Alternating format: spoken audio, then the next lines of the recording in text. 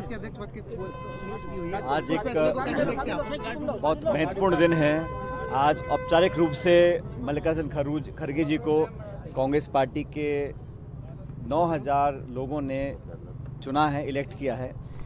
मैं समझता हूं हमारे लोकतंत्र के लिए, लोकशाही के लिए एक बहुत शुभ संकेत है कि इतनी बड़ी पार्टी के अंदर इतना बड़ा चुनाव संपन्न हुआ और एक बिना भेदभाव के पारदर्शी तरीके से इस चुनाव को संपन्न कराने के लिए जो संकल्प शक्ति होनी चाहिए वो कांग्रेस पार्टी के अंदर है।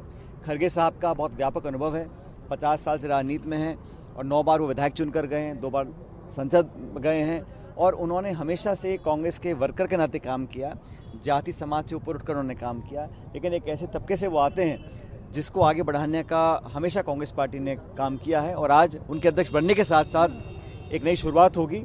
सोनिया गांधी जी, राहुल गांधी जी हमारी पार्टी के नेता थे और रहेंगे, लेकिन अध्यक्ष नया बना है, उनके साथ मिलकर हमको काम करना है। आने वाली तमाम चुनौतियां हैं, हिमाचल प्रदेश के चुनाव हैं, गुजरात के चुनाव हैं, फिर कर्नाटक के, फिर राजस्थान छत्तीसगढ़ के, तो तमाम चुनौतियों का हम सामना करेंगे।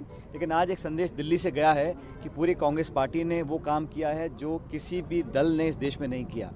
जहाँ तक भारतीय जनता पार्टी की बात है, वहाँ पर चुनाव प्रणाली होती कैसे है, अध्यक्ष कौन बनाता है, कौन चुनता है, कब नामांकन होता है, कब मतगणना होती है, किसी को पता ही नहीं है।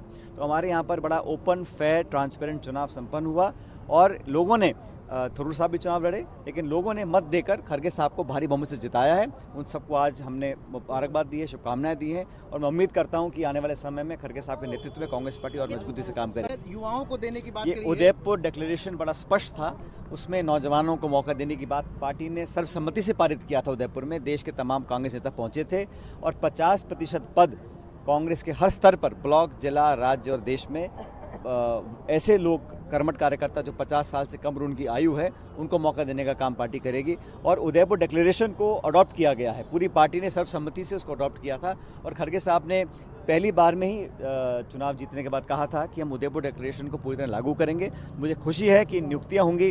जैसा कि आप जानते हैं, कांग्रेस में तमाम पदाधिकारियों ने अपना इस्तीफा दिया है, कार्य समिति ने, महासचिव महोदयों ने और सब AICC के ऑफिस बेरर्स ने दिया है।